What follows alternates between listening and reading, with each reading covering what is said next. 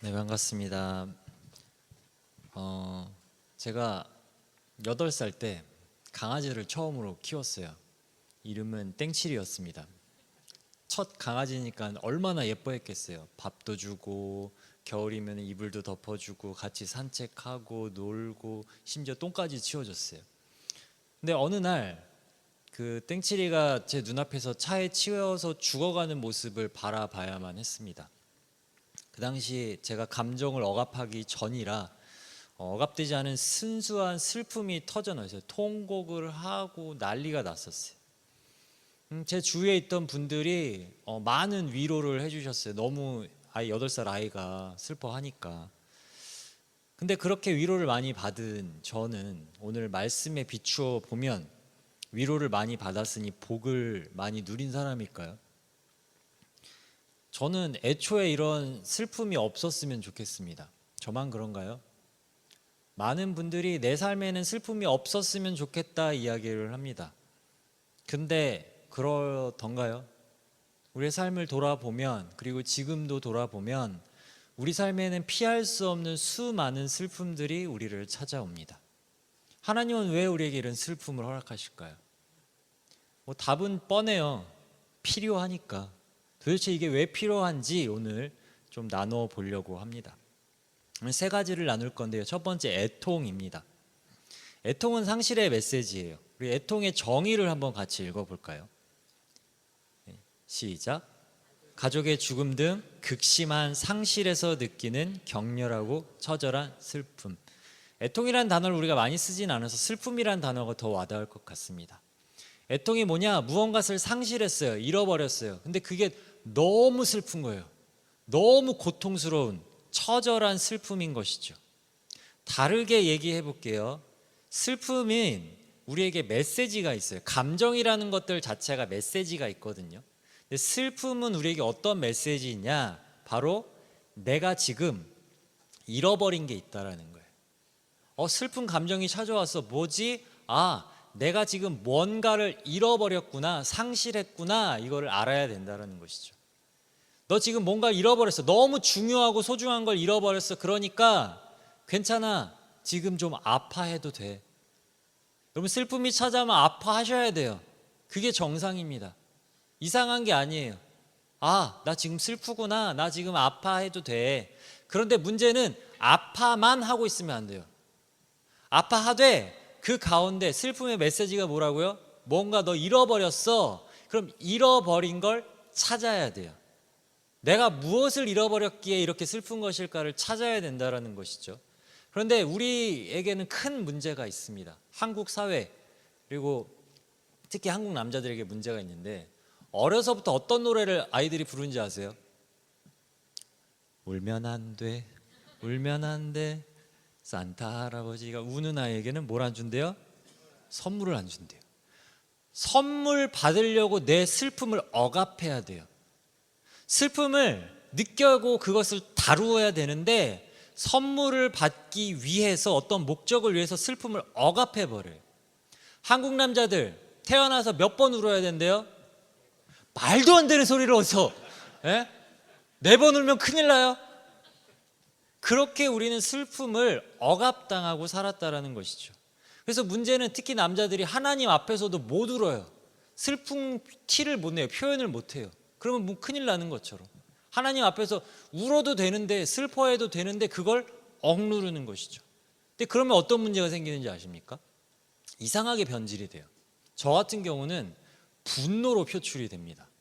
분노의 메시지는 아프다거든요. 근데 그 아픔이 보통 슬픔이랑 연결이 돼서 뭔가를 잃어버려서 아플 때가 되게 많아요.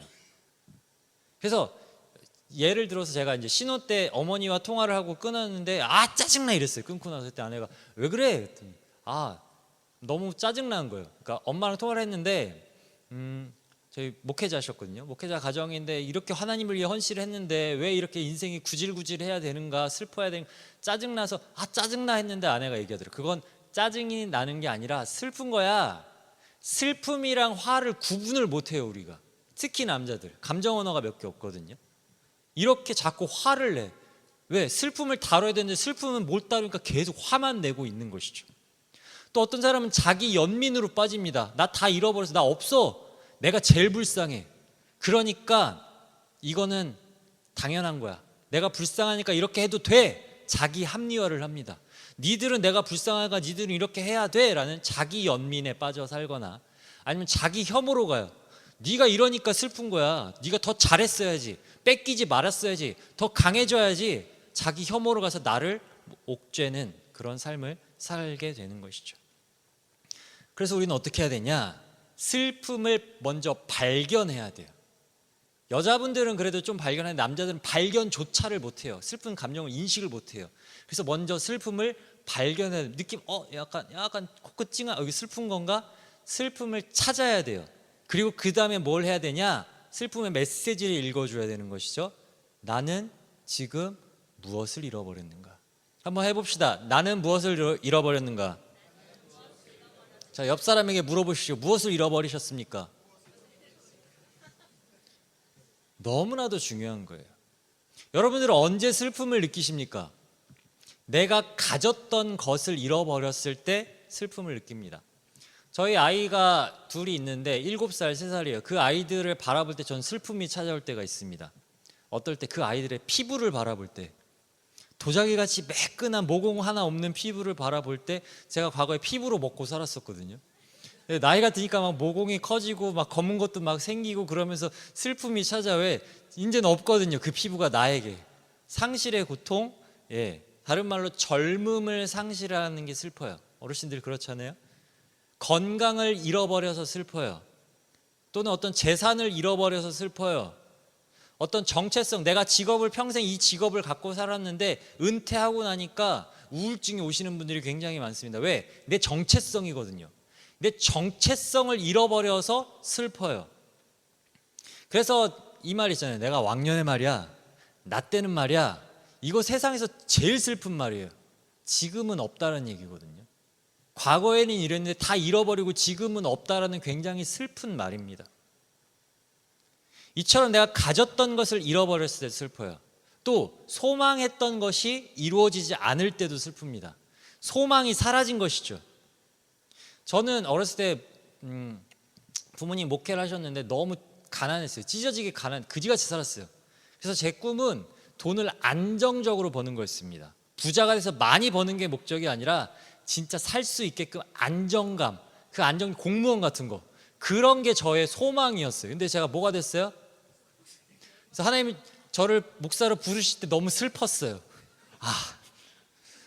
근데 지금은 더 나아가서 뭐 하고 있어요? 월급도 없는, 후원 받아서 사는 간사의 생활을 하고 있어요. 너무 슬퍼요. 저만 슬퍼요? 우리의 삶에 슬픈 게 너무 많아요. 학생은 내가 원하는 대학에 가지 못했을 때 슬퍼요. 취업준비생은 원하는 회사를 가지 못했을 때 슬퍼요. 뭐 결혼 문제, 또 여러 가지 관계, 내가 원했던 관계가 무너져 내렸을 때 슬퍼요. 여러 가지 소망했던 것들이 이루어지지 않을 때 우리는 슬픕니다. 또 어떨 때 슬프냐? 트라우마의 상황 가운데 슬퍼요. 제가 작년에 트라우마에 대해서 A형, B형에 대해서 얘기를 했었는데 기억나시는 분이 없죠. 정상이에요. 기억나면 이상한 거예요. 트라우마는 두 가지가 있습니다. 애통의 정의처럼 너무 소중한 가족 같은 소중한 존재가 뭐 사고로 죽는다거나 그런 갑자기 일어나지 말아야 될 일이 일어났을 때 트라우마가 오고 그게 우리에게 슬픔을 줍니다. 또 마땅히 있었어야 될, 뭐 어렸을 때 부모님이 나를 존중해주고 격려해주고 따뜻한 눈빛, 스킨십, 그런 것들, 돌봄을 받았어야 되는데 못 받는 결핍, 있어야 될 게 없는 그 결핍의 트라우마를 경험할 때도 우리는 슬퍼요. 우리의 삶에는 슬픈 일이 너무 많습니다. 그러면 중요한 것은 그걸 피할 수 없는데 없다면 어떻게 반응해야 되냐라는 것이죠. 여러분들은 어떻게 반응하십니까? 우리 민족이 어떤 민족이에요? 한민족이에요. 슬픔을 넘어서서 한이 맺혀 있는 민족이에요. 근데 정작 그 한을, 슬픔을 다루지를 못해요. 대부분 어떻게 반응하느냐? 회피하거나 억압합니다. 영화 인사이드 아웃이라는 게 있어요. 각종 감정 캐릭터로 나타나는 건데, 슬픔이가 등장하면 꼭 기쁨이가 슬픔이를 억압해요. 슬픔이 가만히 있어. 슬픔이 들어가. 슬픔이 너 뭐 하려고 하지 마. 기쁨이 슬픔을 억압해요. 이게 우리 가운데 굉장히 많이 있습니다. 약한 것을, 슬픈 건 약하다라고 인식을 해서 슬픈 걸 용납하지 않습니다. 그래서 억압하거나 또는 슬퍼, 울적해, 재밌는 영화 봐야겠다, 아니면은 그냥 도파민 뿜뿜 날 수 있게 매운 거 먹어서 기분 전환을 해야겠다, 운동을 해야겠다, 게임을 해야겠다 등등 각종 중독적인 행위들로 슬픔을 회피합니다. 그렇게 외면하는 것이죠. 우리의 삶에 이런 슬픔을 무시하는 삶이 너무나도 많이 있어요. 근데 우리는 어떻게 해야 되냐? 애통의 과정이 있어야 돼요. 빈자리를, 상실한 그 빈자리를 인정하고 그것을 수용하고 때로는 떠나보내기도 하면서 하나님 안에서 애도하는 프로세스를 가져야 된다는 것이죠. 이것을 어떻게 발견할 수 있느냐? 성경을 보면 알 수 있습니다. 특히 시편을 보면 너무나도 자세히 나와 있어요. 성경 시편의 인물들이 어떻게 합니까? 보면 미친 사람 같아요.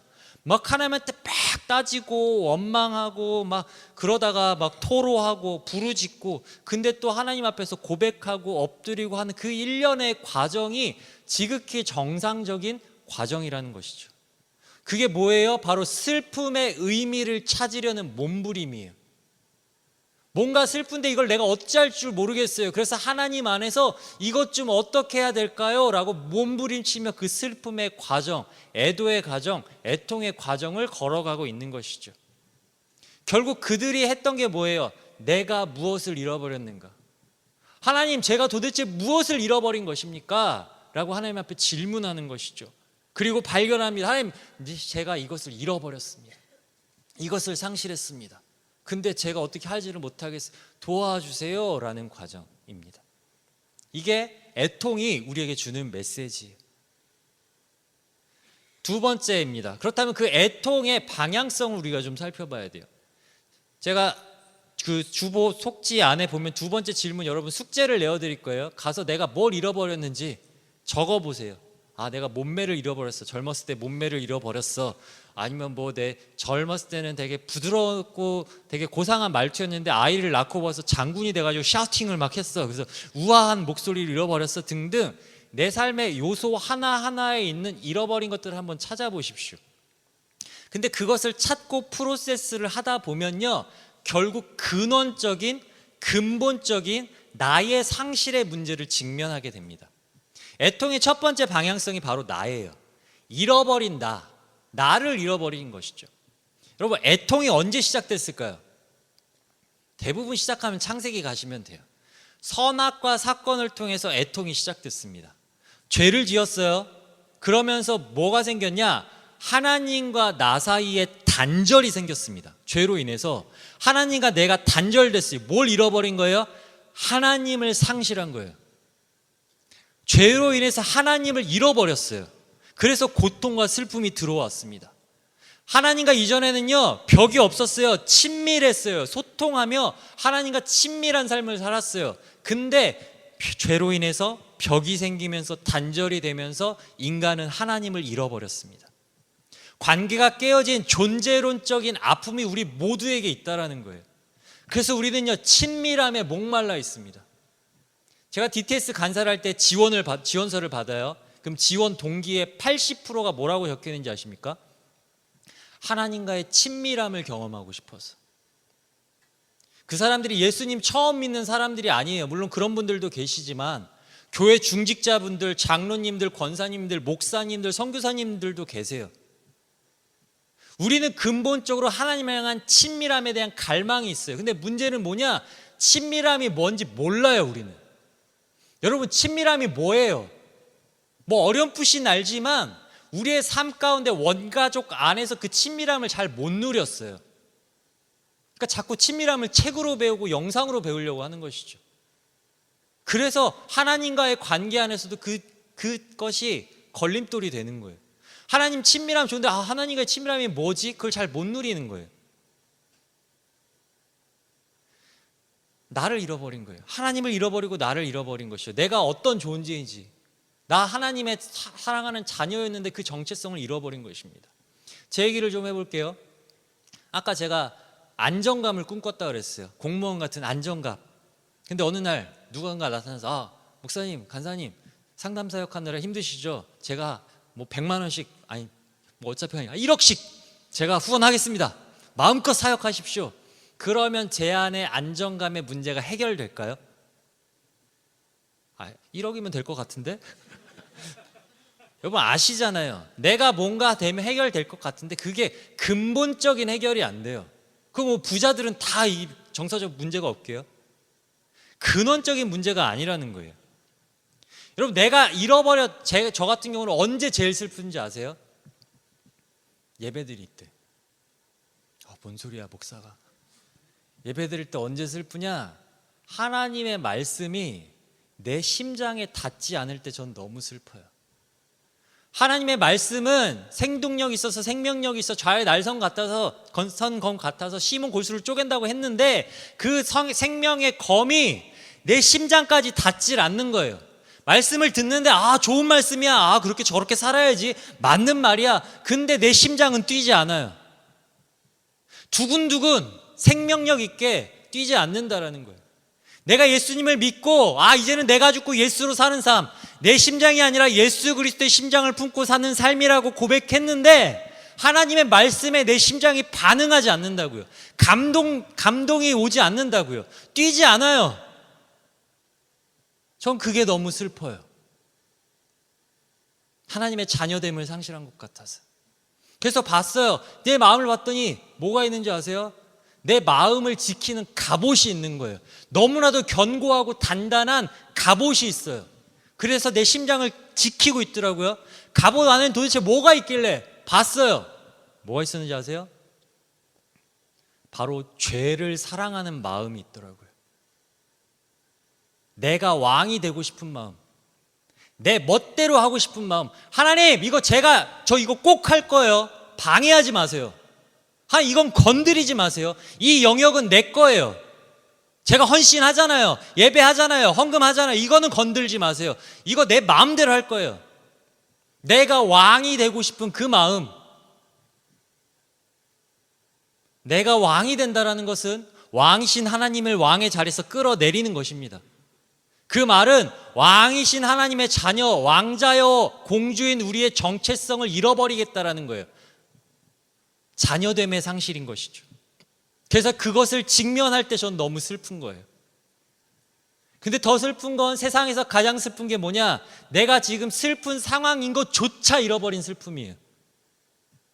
내가 지금 그 자녀됨을 잃어버려서 아무런 감동이 없는데 괜찮은 거예요. 교회 다니는 게 괜찮은 거예요. 신앙생활하는 게 괜찮아요. 뭐 언젠가 은혜 받겠지. 그렇게 안주하는 거예요. 그게 더 슬픈 거죠.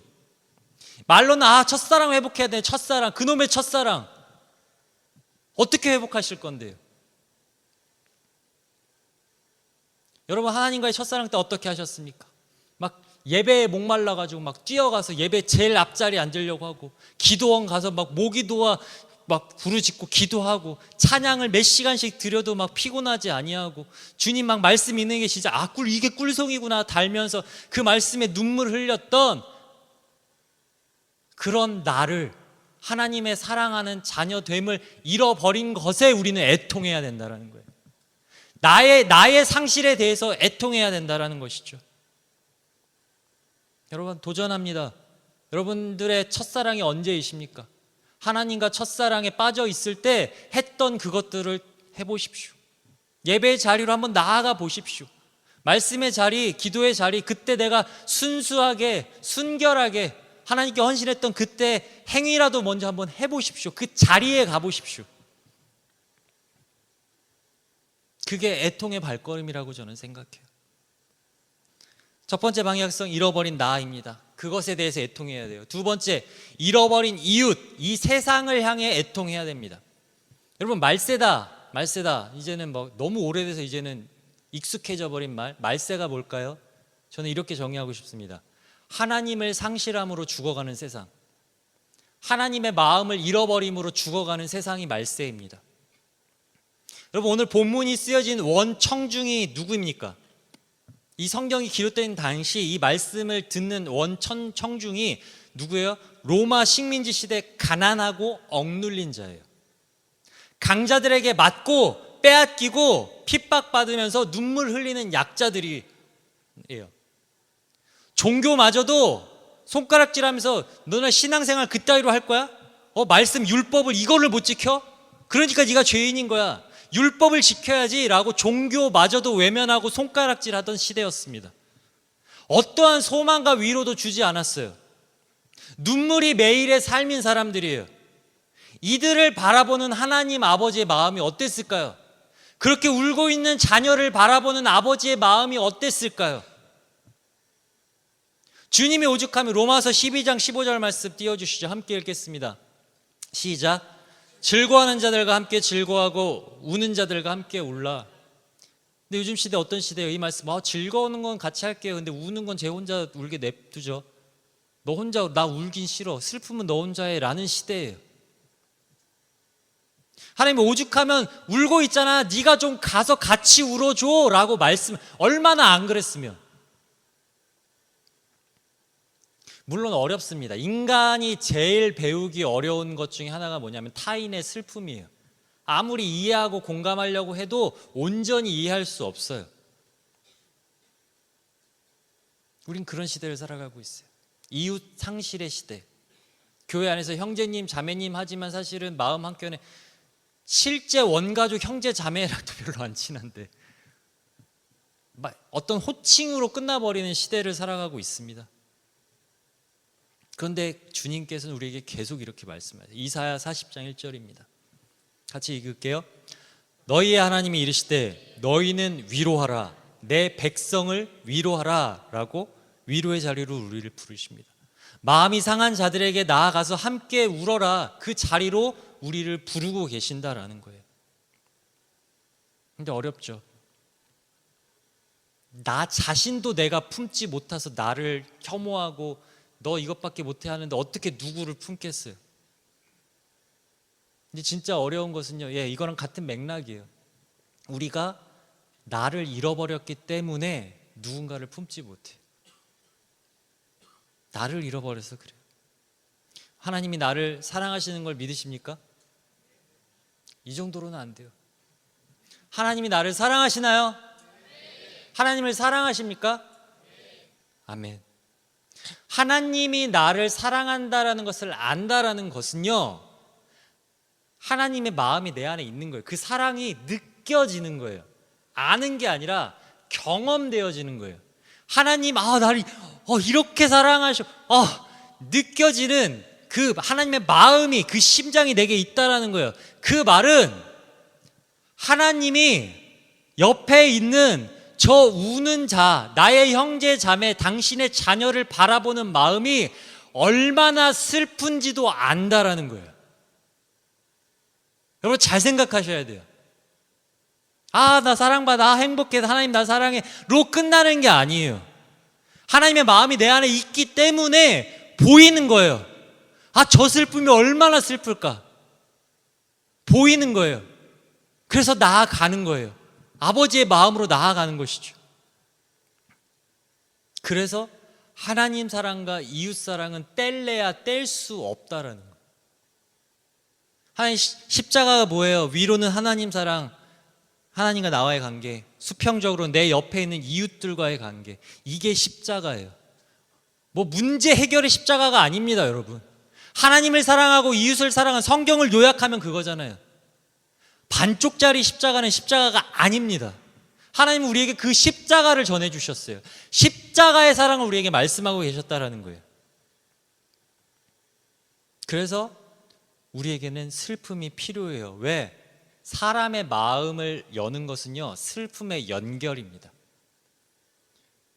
여러분 교회에 나오시는 분들 중에 결혼식 때 참석했는데 그런 거 할 때는 반응 없으시다가 장례식 참여해서 같이 울어주고 했을 때 마음에 감동을 입고 교회 나오시는 분들이 많으세요. 왜? 슬픔이 연결됐기 때문이에요. 그 다친 마음을 가장 잘 여는 것은 슬픔에 연결 때 마음이 제일 열려요. 그래서 우리는요, 그 마음으로 애통의 방향성을 항상 생각해야 돼요. 잃어버린 나를 위해서, 잃어버린 이웃과 세상을 위해서 애통해야 된다는 것이죠. 그러한 사람이 위로의 복을 누리는 것입니다.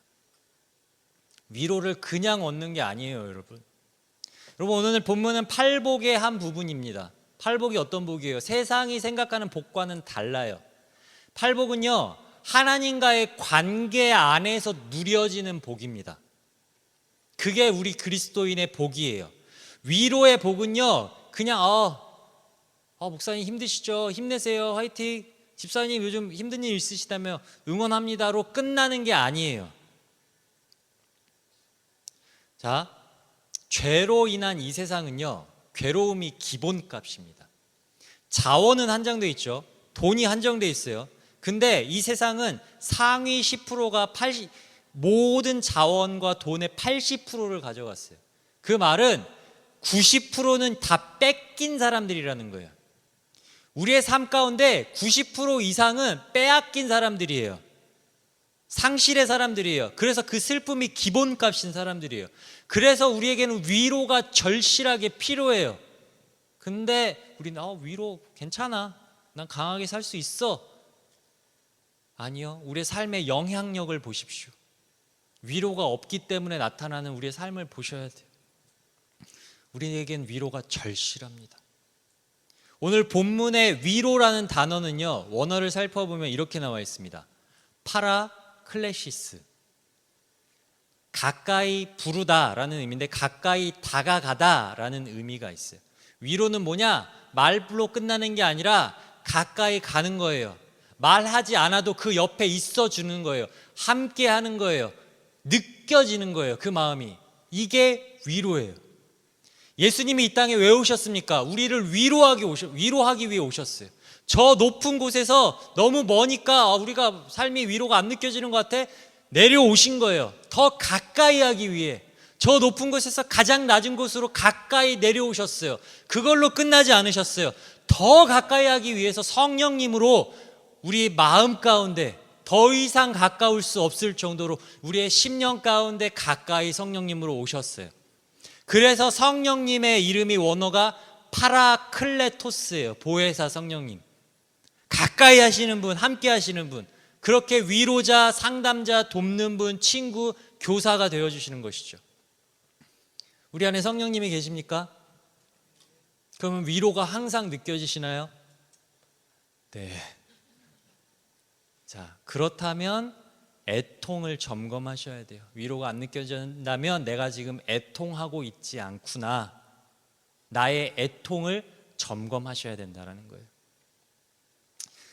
제 이야기를 좀 해볼게요. 1부 때 하온이에게 이제 예화로 들게 허락을 받고 썼어요. 지금 하온이 유채부 가서 얘기를 합니다. 자, 제가 첫째 아이가 7살이거든요. 장난감을 예쁘게 세팅을 해놨어요. 무슨 놀이를 하려고 막 레고도 조립해놓고 세팅을 해놨어요. 근데 동생이 3살이에요. 3살 노래는 저게 얼마나 멋있어요. 형 멋있어. 장난감 너무 재밌어 보여. 막 부시고 싶을 만큼 막 너무 그럼 와가지고 막 만지고 부시고 하면 형은 이제 막 난리가 나면 장난감의 세팅을 상실했어요. 장난감이 뽀개졌어요. 장난감을 상실했어요. 눈물이 흐릅니다. 너무 상실해요. 그럼 이제 그걸 아빠가 보고 있어요. 그러면 이제 아빠를 봐요. 그럼 뭐 해달라는 거예요? 위로해달라는 거죠. 근데 그러니까 아빠가 거기다 놓지 말랬잖아. 동생 손 안 나는 데서 하라 그랬지. 방 안에 듣고 문 잠그고 하지 그랬어 라고 하면 했었어요. 그랬더니 죄송해요. 제가 T100이라 그랬더니 이제는 눈물이 통곡으로 바뀌었어요. 근데 그 두 번째 눈물의 의미가 달라요. 첫 번째 눈물은 상황이었어요. 잃어버린 상실에 대한, 부셔져 버린 장난감 세팅에 대한 상실이었어요. 근데 두 번째는 뭐예요? 그 대상이 아빠로 바뀌었어요. 아빠의 사랑이 안 느껴진다는 거죠. 난 위로를 원했는데, 아빠의 마음을 원했는데 아빠가 위로는커녕 해야 되는 것, 그랬었어야 되는 것을 지적한 것이죠. 통곡을 하는 거예요. 아빠의 마음, 아빠의 사랑이 안 느껴지기 때문에. 몸은 분명히 함께 있어요. 같은 공간에 있어요. 근데 아빠의 마음이 안 느껴진다는 거예요. 그게 너무 슬퍼서 우는 거예요. 우리가 그래야 된다는 거예요. 예배 자리에 나왔어요. 아버지, 하나님 아버지 그 사랑하심이, 그 마음이 느껴져야 되는데 안 느껴질 때 우리는 통곡하면서 울어야 돼요. 아버지의 마음이 어디에 있습니까? 아버지 그 사랑이 안 느껴집니다. 마음이 연결될 때 우리는 친밀한 위로를 느낄 수 있어요. 여러분, 너무 아플 때, 너무 괴로울 때, 아이가 너무 아팠어요. 병원에 입원할 정도였을 때 그 아이가 이제 아프니까 아빠가 막 위로의 말을 해주잖아요. 하온아, 이거 너 다 나으면 지금 죽밖에 못 먹잖아. 이것도 사주고 이것도 사줄게. 장난감도 사줄게. 막 얘기를 해요. 근데 하온이가 뭐라고 얘기하는지 아십니까? 아빠, 안아줘요. 안아줘요. 정말 그 아픈 상실의 고통 속에서 진짜 아이에게 필요한 게 뭐예요? 장난감이 아니에요. 먹을 게 아니에요. 진짜 죽음 가운데 필요한 건 아버지의 품이라는 거예요.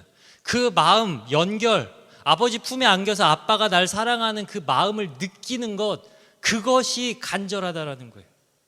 여러분, 하나님께 원하는 게 뭐예요? 돈이에요? 명예예요? 권력이에요? 문제 해결이에요? 아니에요. 우리가 진짜 필요한 건 아버지의 품에 안겨서 아버지의 위로를 누리는 거예요. 속상하지? 괴롭지? 아프지? 걱정하지 마. 내가 함께 있어. 너가 얼마나 속상한지 내가 알아. 내가 다 봤어. 내가 다 들었어. 아빠 능력 있는 사람이야. 내가 도와줄게. 내가 너 고쳐줄게. 그 위로를 누리는 게 우리의 첫 번째가 되어야 되는 거예요. 그런데 슬픈데도 아버지를 찾지 않는 자녀들이 있어요. 슬픈 상황인데도 아버지를 안 찾는 사람들이 있어요. 그걸 탕자라고 합니다. 탕자, 잃어버린 아들. 그 자녀는 뭘 상실했는지 아십니까? 자녀됨을 상실했어요. 아까 앞에서 얘기했잖아요. 아버지 재산 주십시오. 내가 그 권력을 갖겠습니다. 힘을 갖겠습니다예요. 내놓으십시오. 능력을 주십시오. 자녀됨을 상실했고요. 아버지의 마음을 상실했어요. 그래서 먼 나라 가서 지 하고 싶은 대로 지가 왕된 삶 살다가 결국 어떻게 됐어요? 모든 것을 상실했어요. 그 상실의 슬픔 속에서 비로소 탕자는 누굴 떠올렸어요? 아버지를 떠올렸어요. 모든 걸 잃어버린 그 상황에서 떠오른 게 아버지예요. 이게 상실의 역할, 슬픔의 역할입니다. 나에게 아버지가 있지. 내가 달려가면 언제든 안아주시는 내 편인 아버지가 있지. 아버지한테 나아가자. 여러분, 우리 아버지 어떤 아버지세요? 전 그런 생각합니다. 아버지가 능력이 있어요. 자녀가 멀리 갔는데 사람 풀어서 자녀 상황 안 알아봤을까? 저 같으면 알아봤을 것 같은. 걔 뭐 하고 있는지 좀 알아봐. 그 있잖아요. 드라마 봐도 막 기업 회장님이 막 사람 풀어서 뭐 하고 있는지 알아봐 했을 것 같아요. 알았을 것 같아요. 근데 기다리세요. 기다리세요. 끝까지 기다리세요. 얘가 언제쯤 날 떠올리고 돌아오려나? 마을 언덕에 서서 오늘은 오려나? 내일은 나를 아빠 부르면서 달려오려나? 계속해서 기다리세요. 이게 우리의 아버지세요. 인격적인 하나님. 요한계시록 성화도 그런 게 있잖아요. 문 밖에서 두드리지 않고, 그러니까 기다리고 계시잖아요. 근데 문에 뭐가 없어요? 손잡이가 없어요. 당신의 자녀가 문을 열어줄 때까지, 아버지 들어오세요, 예수님 들어오세요, 열어줄 때까지 기다려주시는 그분이 우리의 하나님이신 것이죠. 천국이 어린아이의 것인 이유가 무엇입니까? 아까 얘기한 것처럼 순수하게 애통하고 위로를 누리기 때문입니다. 제가 1부 끝나고 이렇게 하은이가 저기 앉아 있었는데 울고 있더라고요. 왜 울어? 그랬더니 저는 예화를 써서 허락은 받았는데 자기에게 해서 너무 부끄러워서 우나 했더니 슬퍼서 운대요. 왜? 아빠 설교가 너무 슬퍼서 울었어요. 그러더라고요. 그래서 울고 있는 거예요. 사실 그러니까 그 내용은 저는 뭐 내용으로 슬펐다기보다는 그거를 느꼈어요. 제가 설교를 하면서도 아버지 내 상태를 느끼며 눈물을 흘리며 슬퍼하는 그 마음이 아들과 연결된 거예요. 아버지가 지금 이렇게 슬프구나, 그 마음이 전해져서 7살 어린 아이가 운 거예요. 아버지와 자녀의 마음의 연결이 이거라는 거예요.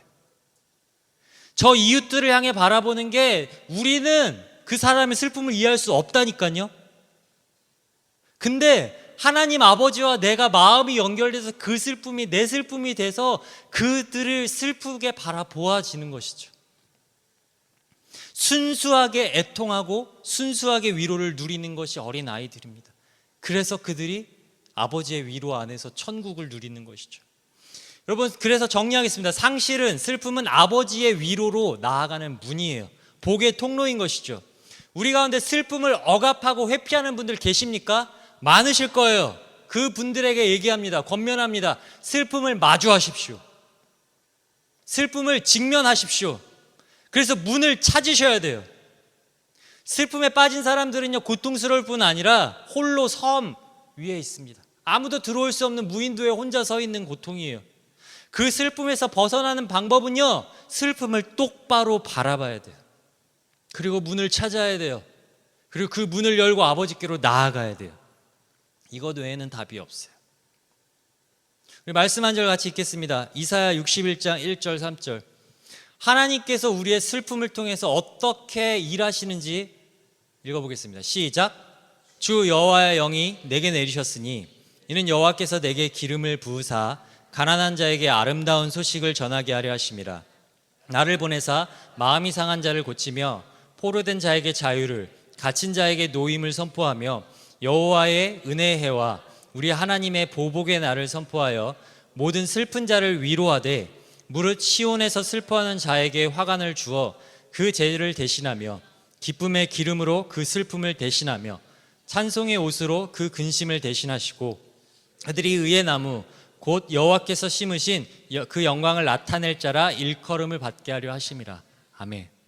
여러분, 너무 가슴 뛰는 말씀 아닙니까? 하나님이 우리를 무엇으로 부르셨느냐? 상처 입은 치유자로 부르셨어요. 우리의 그 슬픔을 통해서, 슬픔의 연결을 통해서 그 사람을 회복시키고 살리시는, 슬픔을 기쁨으로 바꾸는 그 사역에 우리를 부르셨다라는 거예요. 근데 다시금 고민되잖아요. 나는 아직 나도 사랑하지 못하는데요. 안 돼요. 근데 오늘 말씀하세요. 주 여호와의 영이, 위로자이신 성령님께서 우리 가운데 임하면 된다라는 거예요. 우리는 위로할 수 있다라는 거예요. 나의 힘과 능력이 아니라 성령님의 그 위로하심으로 우리는 위로할 수 있다라는 거예요. 나의 남편에게 나아가서, 나의 아내에게 나아가서, 우리의 부모님, 우리의 자녀들에게, 내 옆에 있는 지체들에게 위로할 수 있다라는 거예요.